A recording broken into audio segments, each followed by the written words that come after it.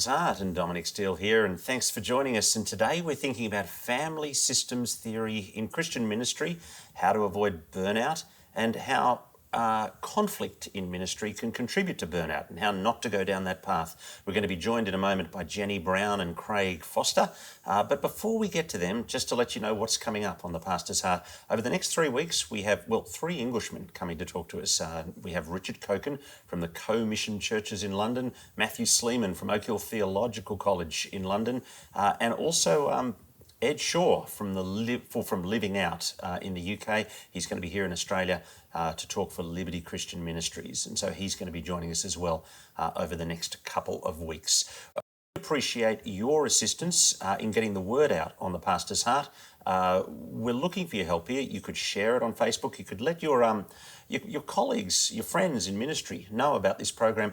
If you'd like to subscribe to the audio podcast, that'd be great.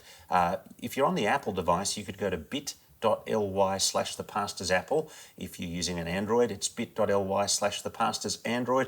Or if you want to subscribe to us on YouTube, it's bit.ly/thepastor'syouTube.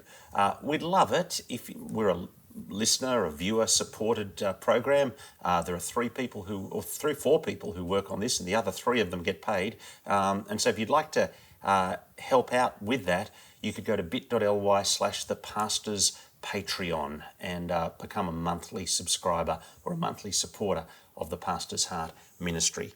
Now, Craig Foster and Jenny Brown are with me. Thanks very much for coming in, Jenny and Craig. It's great to have you with us. Yeah, good to be here. Craig is on the ministry team at Norwest Anglican. Yep. And Jenny, your name has been synonymous with family systems theory for as long as I've been paying attention. And Executive Director of the Family Systems Institute and Director of the Family Systems Practice in Sydney. And you're both presenting at a conference at Moore Theological College in Newtown today. And so it's a big day for you, and we're really grateful that you've squeezed us in before then. Craig, I wonder if we could start with you. How did you, we're on the Pastor's Heart, how did you initially become interested in this whole subject of ministry burnout and exhaustion? Long story, but in short, back in 2008, I was in ministry. I just left Moore College a couple of years earlier, and out into ministry, excited, looking forward to teaching God's word and seeing God do great things. And then a couple of years into ministry, things were not quite going as well as I'd hoped. I was not achieving as much as I thought I would, or had great expectations and hopes for success, I guess, but things in ministry did not look quite how I'd hoped they'd look. And so at that time, I kind of thought the problems are ministry, I'm not suited for ministry. But then I kind of stepped back and had a look at all the other things going on in my life at that time, and it was a really difficult period for me. We just had our fourth child. I didn't feel like I was doing a particularly good job as a dad. Marriage was at a particularly low point.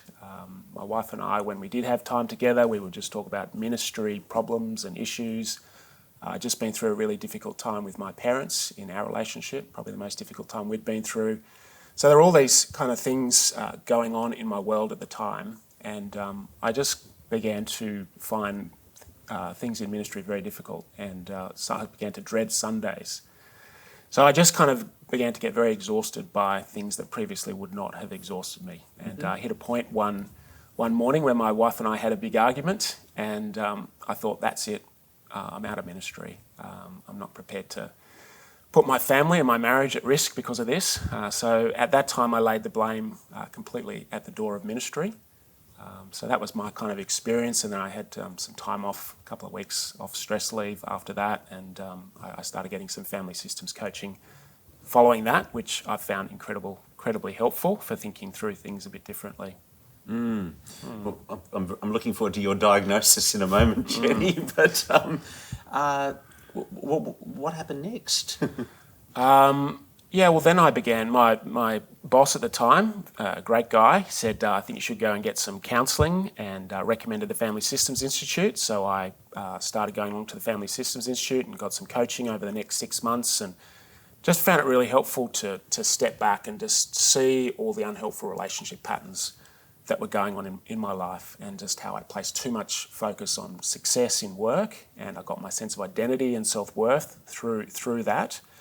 And as I kind of focused too much on work, I noticed that I did draw back from a lot of relationships, withdraw and distance as I was so focused on work. So that was causing a lot of my relationship problems as I distanced from my wife, from my kids, from even from God. So all these important relationships and resources, I was kind of pulling myself back as I was kind of overly investing in my work to kind of steady myself, really. Yeah. I'm guessing, Jenny, you're going to say that Craig is textbook. Is that right? Or... Sure.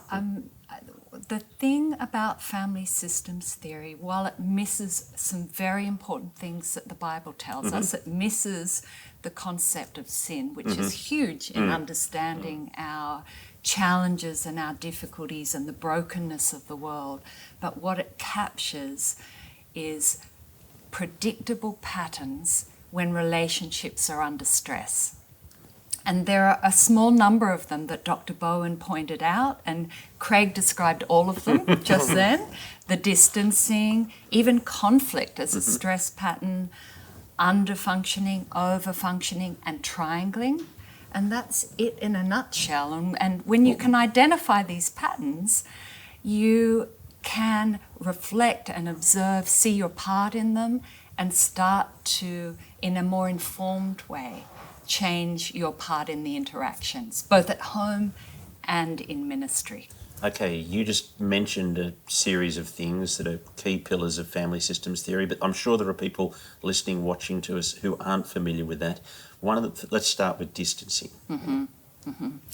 Well, distancing, we can all recognise it, but it is, as Bowen pointed out from his research, the fastest way to relieve stress is to avoid. So we all do doses of it, and a little bit of distancing to reduce stress is a good thing for survival. But when it becomes a predictable pattern to cope, of course, the ramifications for relationships are huge. You disconnect from people. And one of the most important ways to avoid a growing sense of exhaustion in ministry, work, and family is to stay connected, even when it's tough. But distancing, it relieves stress, but too much of it actually contributes to a sense of isolation, and that's a key contributor to burnout in any relationship system. Okay, so would you say that you were doing lots of distancing in all your relationships at the time, or most of them, Craig? Yeah, probably not all of them, but I noticed particularly with my family of origin, where I come from, I notice that when I'm under particularly stressful times, I do distance from them, which is kind of interesting to explore. A little bit from my kids as well, and other sort of important relationships, but those two kind of are often dominant, and as I focus on my work, those other important relationships I kind of withdraw from, just because I'm investing so much in my work that I haven't got much left, and I pull back from those relationships. A little bit from my wife emotionally, but also had the habit of downloading a little bit more and kind of talking about church issues or church problems. So that was a real issue. Triangling, that's it. Well, give us the definition of triangling. Well, it's when I've got a problem with you, I go and tell you. Exactly. Yeah. And again, all of these patterns, triangling, distancing, over, under functioning, they reduce our experience of stress.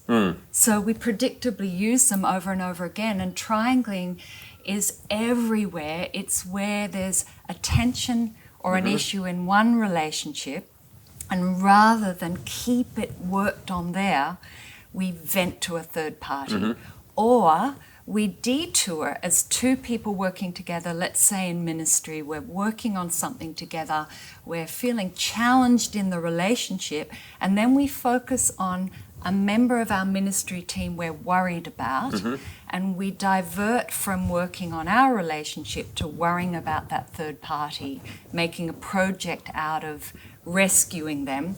And that's another form of how issues escape from the relationships they belong in to be detoured, either venting, gossiping, or making a project out of a third party.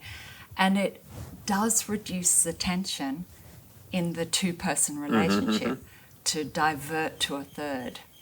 But you can appreciate the problems because things never get resolved in the original relationship or never get worked on, and people lose real contact with each other, which is essential for flourishing relationships. And then you had an over-functioning, under-functioning line, I think, before as well.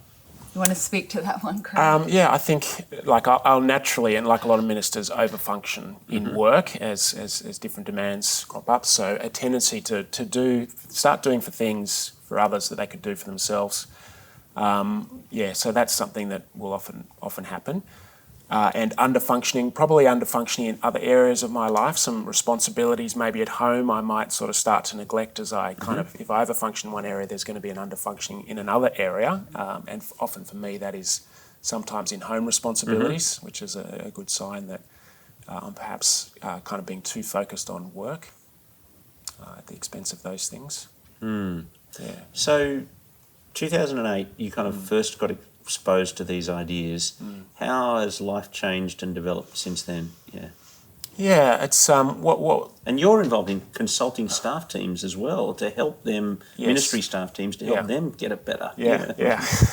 I think mainly through lots of experience and going through these difficulties. I think back in 2008, I learnt all these patterns from Bowen theory that have been really helpful. So although since I've had other challenges, obviously, in ministry over the last 14 years since then, but different stresses, but those patterns, those natural patterns that I have, unhealthy patterns of relating, tend to be pretty much the same. And so I guess that's what's been helpful for me, to understand myself better. I think this is what I naturally do in those times, and so I can look out for those and just keep trying to work on those and being more mature in how I respond in stressful times, growing godliness in these areas.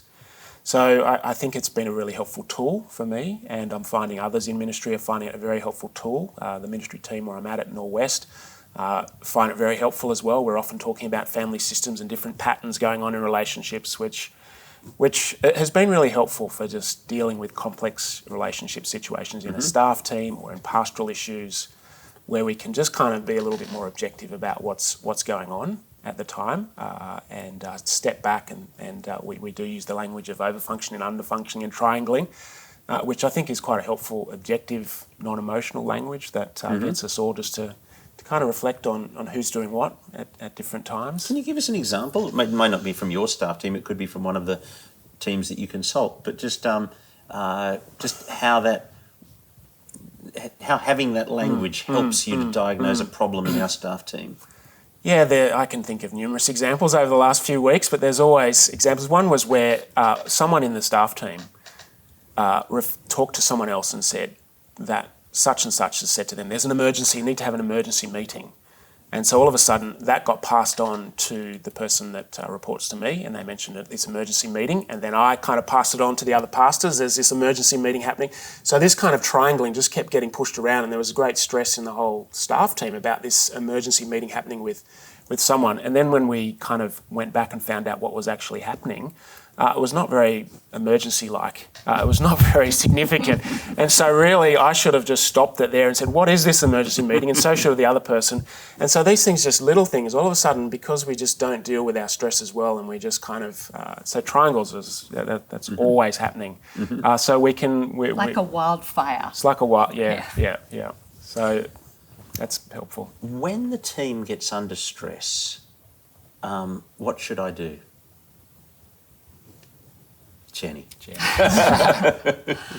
Well, because it's fine when there's no stress. I mean, the stress is part of life, isn't it? And part of relationships. And I think the research is showing that most burnout, for example, mission returns, are predominantly team conflict rather than issues of actual cross-cultural ministry and mission, which is very sad, isn't it? So it's an important area to appreciate that stress in relationships will always happen.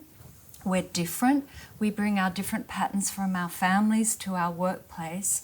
So if you're in a team, ministry team, you see the stress happening, what I've learnt from Bowen theory is to start looking at yourself, not trying to fix the rest of the team. That actually makes it worse.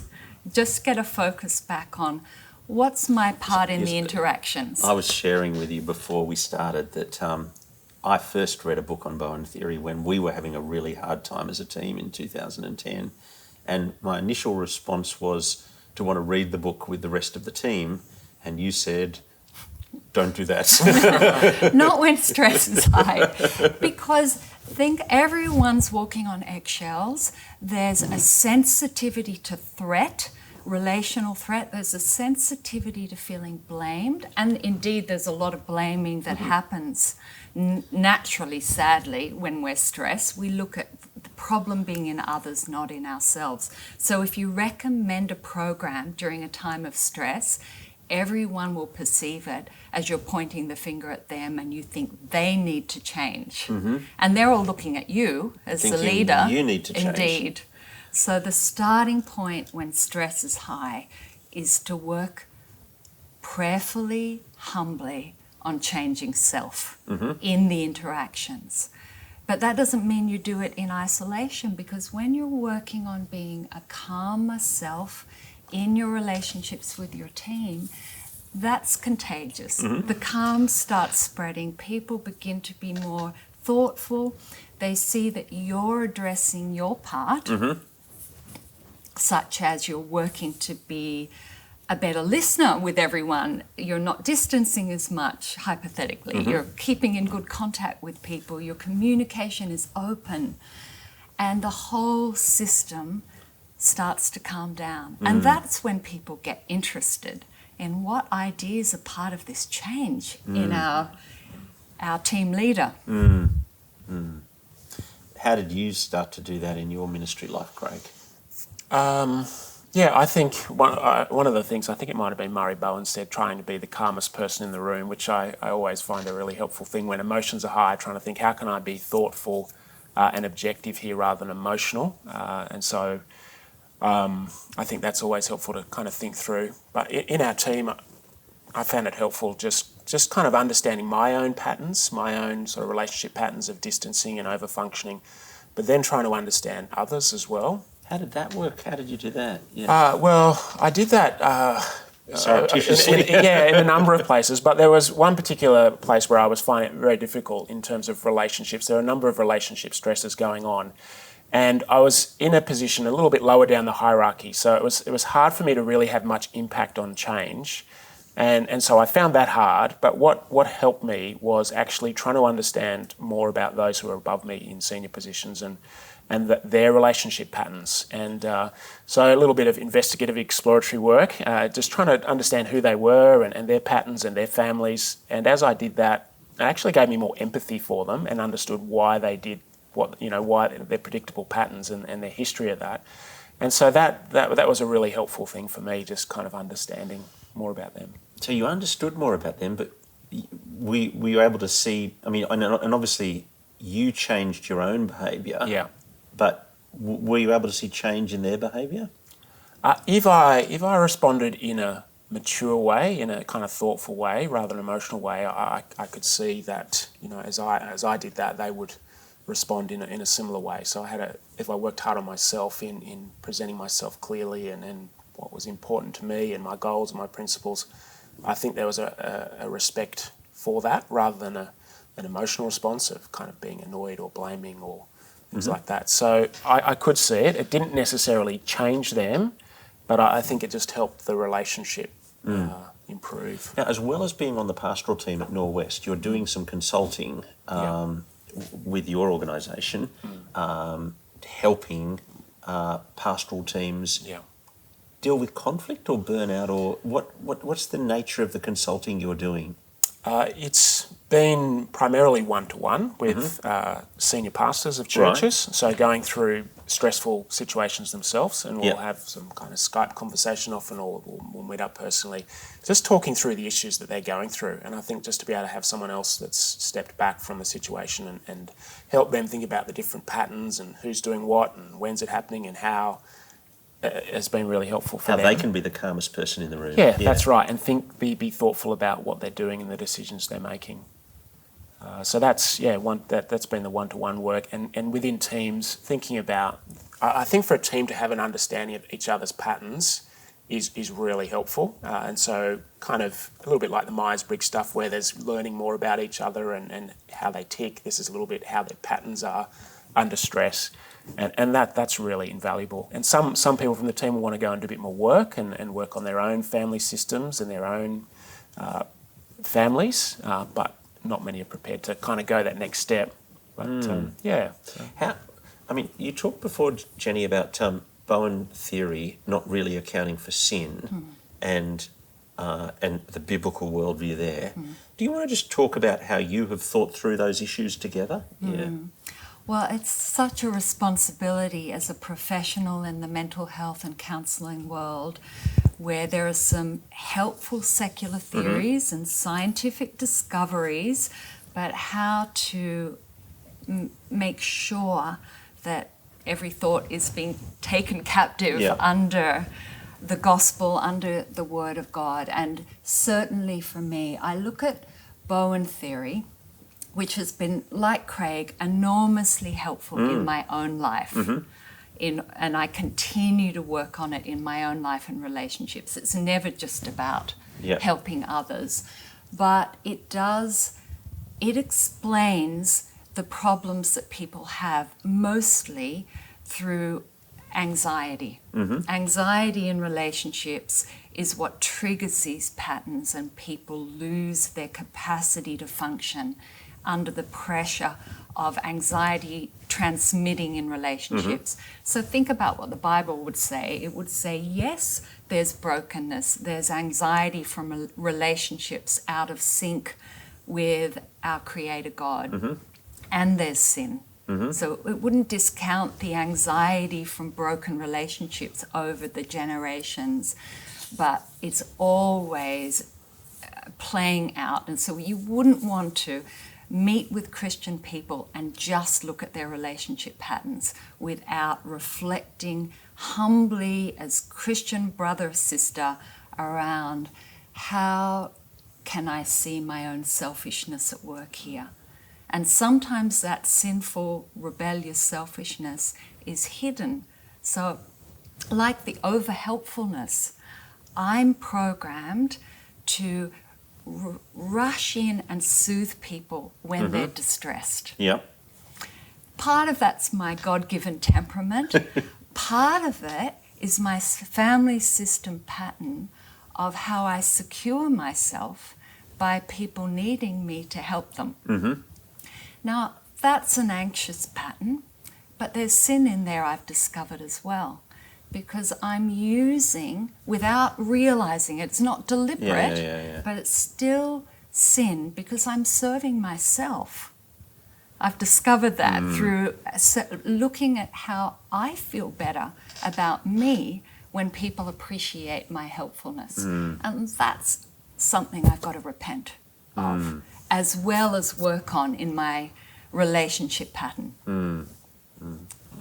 So Craig, a senior minister comes to see you and describes conflict in their team, and I guess some of them, like you, would be thinking of walking away from ministry at that point. Do you know what happens then? How do you handle that conversation?